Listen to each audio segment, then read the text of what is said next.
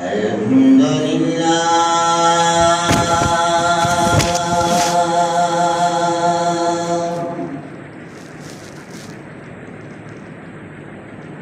الحمد لله نحمده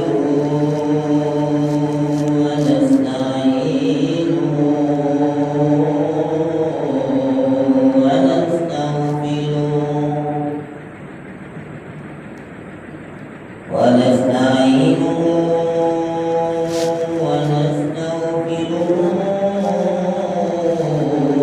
ونؤمن به ونتوكل عليه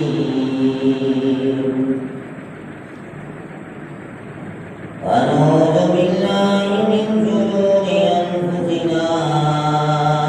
ومن سيئات أعمالنا من يهده الله فلا مضل له ومن يضلله فلا هادي له أما بعد فأعوذ بالله من الشيطان الرجيم بسم الله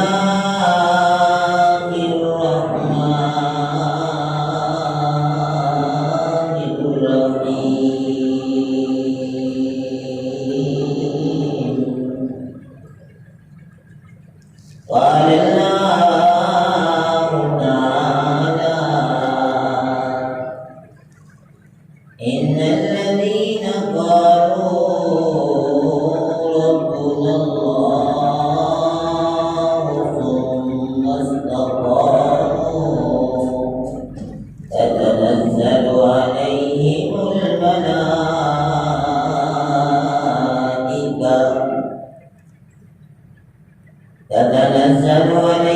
الملائكة ألا تخافوا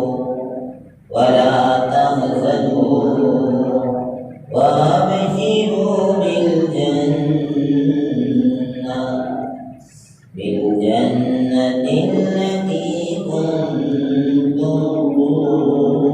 توعدون نحن أولياؤكم في الحياة الدنيا وفي الآخرة ولكم فيها ما تشتهي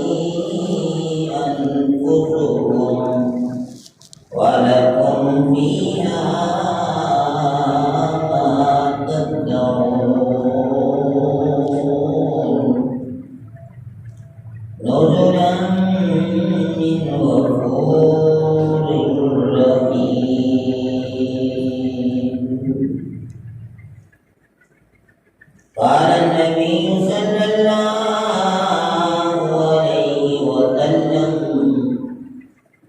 من صام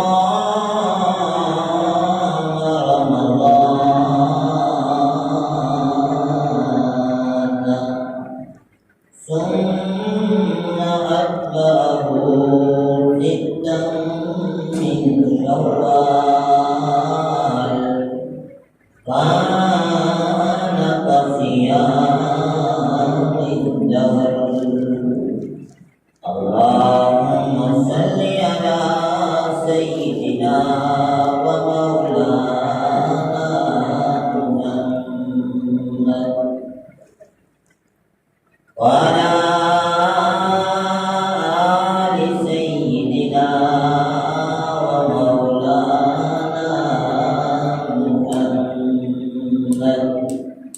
وبارك وسلم وصل عليه معزز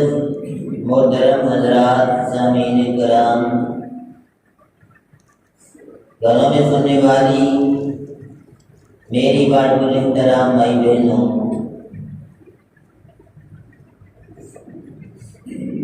زندگی آہستہ آہستہ سب کی گزر رہی ہے، دنیا میں آنے والوں کا سلسلہ بھی جاری ہے اور دنیا سے جانے والوں کا سلسلہ بھی جاری ہے۔ آنے والے بھی خالی ہاتھ دنیا میں آتے ہیں اور دنیا سے جانے والے بھی خالی ہاتھ دنیا سے چلے جاتے ہیں، لیکن دنیا میں جو زندگی گزاری، جو لمحات زندگی کے دنیا میں انسان کو میسر آئے، انسان نے گزارے اچھے یا برے، اس کا حساب و کتاب اللہ تبارک و تعالیٰ کی بارگاہ میں انسان کو دینا پڑے گا۔ اصل میں بات کی جائے تو بے جا نہ ہو، انسان کی زندگی 7 سوالوں کے جوابات پر منحصر ہے، اور رب العالمین کی شان کریمی کی قربان جائیں کہ سوالات دنیا میں ہی بتلا دیں۔ حالانکہ کوئی بھی امتحان دنیا کا ایسا آپ نے نہ دیکھا ہوگا کہ سوالات پہلے بتا دیے جائیں کہ یہی سوالات آئیں گے اور ان کی تیاری کر کے آپ آ جاؤ۔ اگر ساتھ دنیا کے امتحانات میں ایسا ہو تو کوئی امتحان دینے والا ناکام نہ ہو، ہر ایک بندہ پورے نمبر لے کر اللہ تبارک و تعالیٰ کی بارگاہ میں دنیا کے امتحانات میں کامیاب ہو جائے،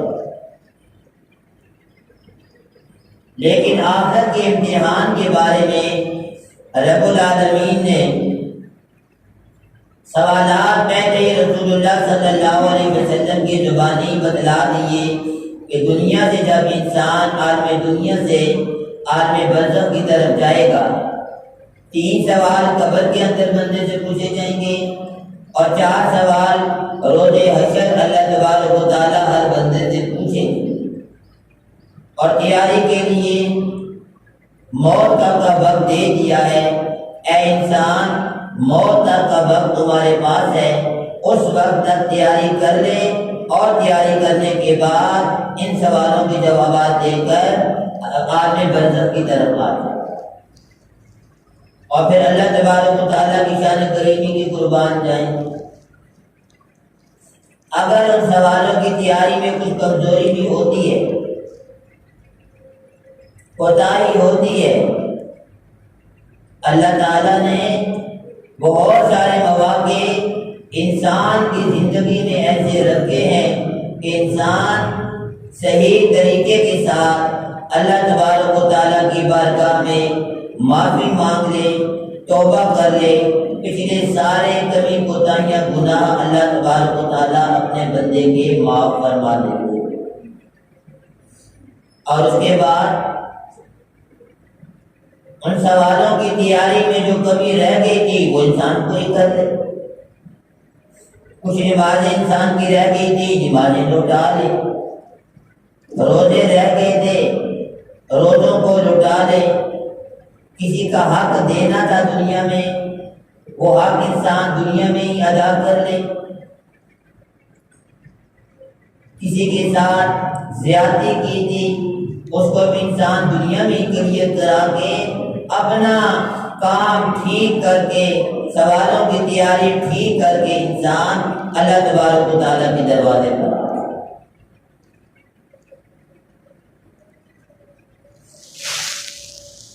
روزے قیامت جو سوال کیے جائیں گے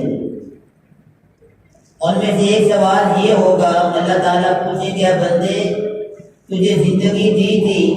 تو زندگی کیسے گزار کے آیا ہے؟ ساری زندگی کا پوچھا جائے گا، اور اس کے بعد اللہ تبارک و تعالیٰ پوچھیں گے بندے تجھے جوانی بھی دی تھی، جوانی کیسے گزار کے آیا؟ اور تیسرا سوال اللہ تبارک و تعالیٰ پوچھیں گے اے بندے کیسے مال کمایا کرتا تھا؟ اور کیسے خرچ کیا کرتا تھا، اس بارے میں بھی اللہ تبارک و تعالیٰ بندے سے پوچھیں گے۔ اور چوتھا سوال کہ جتنا تجھے علم دیا تھا اس میں تو کتنا عمل کر کے، جو علم نہیں تھا نہیں تھا، جو علم اللہ تبارک و تعالیٰ نے دیا اس علم پر کتنا عمل کر کے آیا ہے، اس بارے میں بھی اللہ تبارک و تعالیٰ روز قیامت اپنے بندوں سے پوچھ فرمائیں گے۔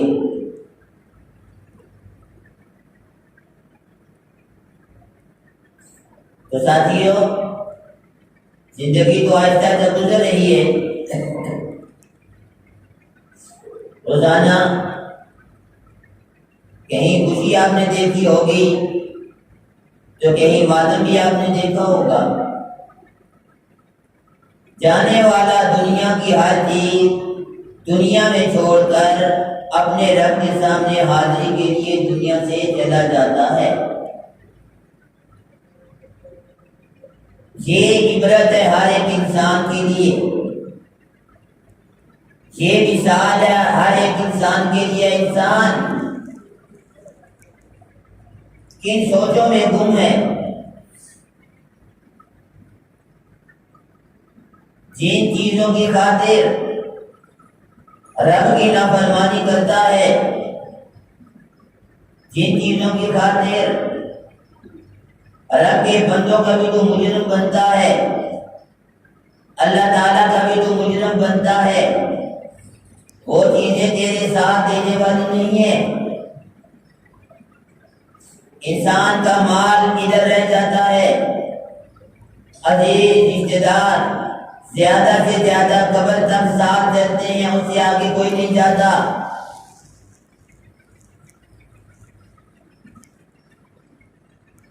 دو چار دن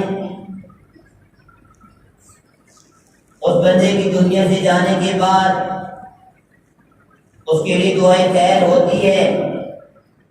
پھر آہستہ آہستہ اس کا غم دنیا والوں کے دلوں سے محو ہونا شروع ہوتا ہے، اور جو کچھ دنیا سے کر کے گیا تھا وہی حساب و کتاب اللہ تبارک و تعالیٰ کی بارگاہ میں انسان کو پیش کرنا پڑتا ہے۔ اگر دنیا میں کسی کے ساتھ اچھائی کی تھی اور اس سے بڑھ کر بات کی جائے اپنی ذات کے ساتھ اچھائی کی تھی، اللہ تعالیٰ کے حقوق ادا کیے تھے، اللہ تعالیٰ کے بندوں کے حقوق کا خیال رکھا تھا، کسی کو تکلیف نہیں دی تھی، کسی کی زمین نہیں دبائی تھی، کسی کا ناحق مال نہیں کھایا تھا، کسی کو تکلیف نہیں دی تھی، یہ ہر بندے کا کسی پہ نہیں اپنی ذات پہ احسان ہے۔ وگرنہ دنیا سے جانے کے بعد یہ سارا کیا کرتا انسان کے سامنے آ جائے گا۔ رسول اللہ صلی اللہ علیہ وسلم نے فرمایا، اے میرے صحابہ کرام، جانتے ہو مفلس کون ہوتا ہے؟ جسے ہم عرفی عام میں کہتے بندہ غریب ہے، مسکین ہے۔ صحابہ کرام نے فرمایا، یا رسول اللہ صلی اللہ علیہ وسلم، ہماری نظر میں تو وہ بندہ مفلس ہوتا ہے جس کے پاس کھانے پینے کے لیے پورا نہ ہو، پریشان اس حالات کی وجہ سے۔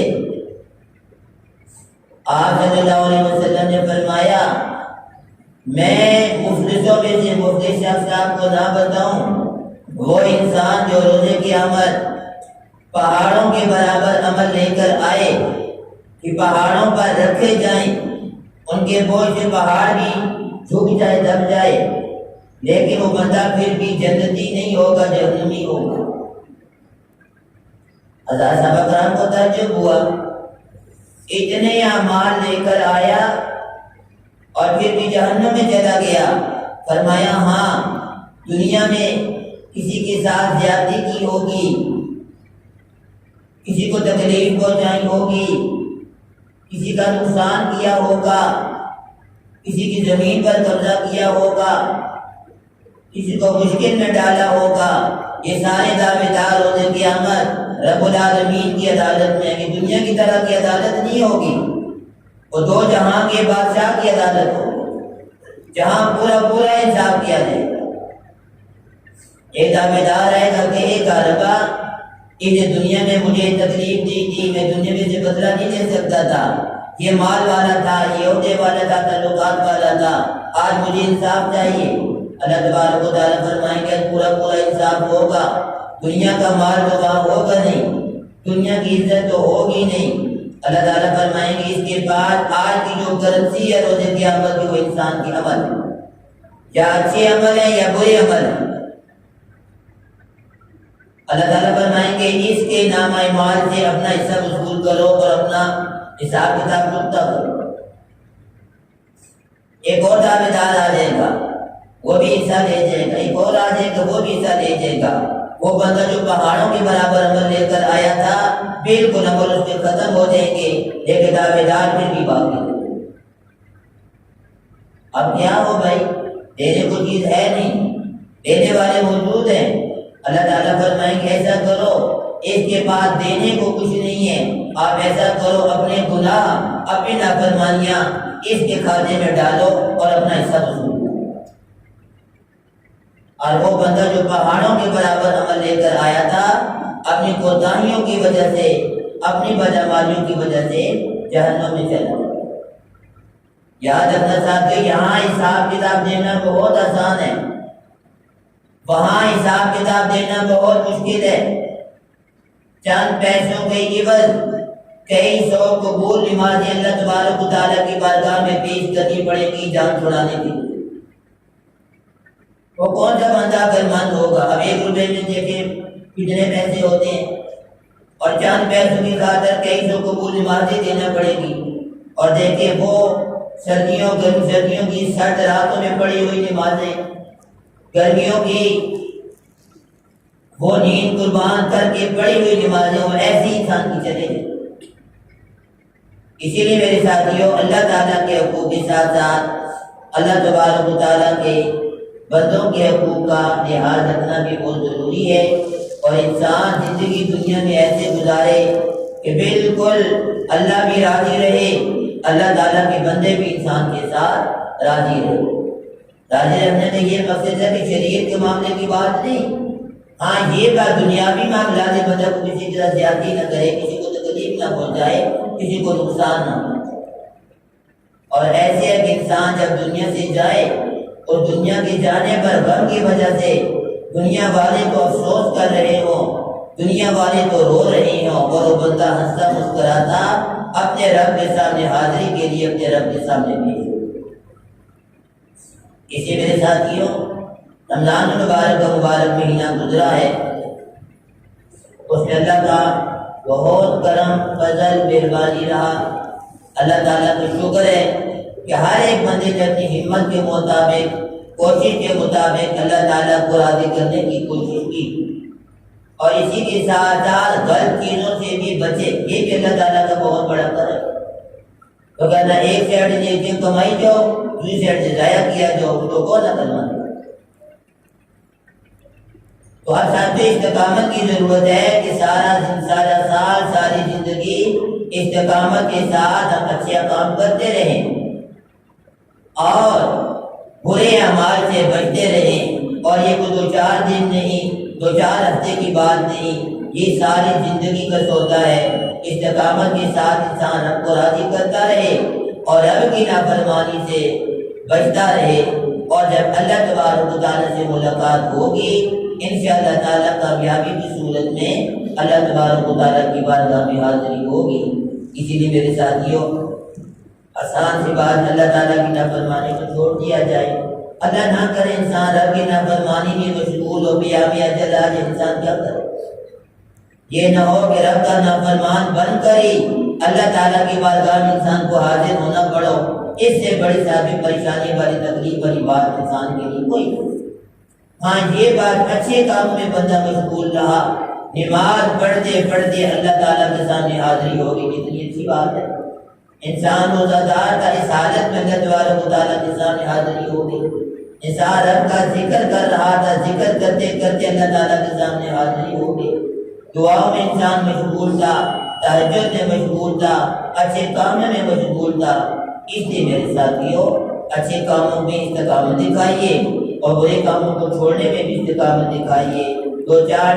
ہفتے نہیں، بلکہ یہ بات استقامت کے ساتھ عمل کرتے رہیے اور کرتے کرتے اللہ تعالیٰ کے پاس پہنچ جائیے۔ یہی کامیابی کا ساتھ جو راستہ ہے۔ اللہ تعالیٰ سے دعا ہے اللہ تعالیٰ ہم سب کی ایمان والوں کو استقامت کے ساتھ اچھے کام کرنے کی توفیق عطا فرما دے اور اپنے نافرمانیوں سے بچنے کی توفیق عطا فرما دے۔ وآخر دعوانا ان الحمد للہ۔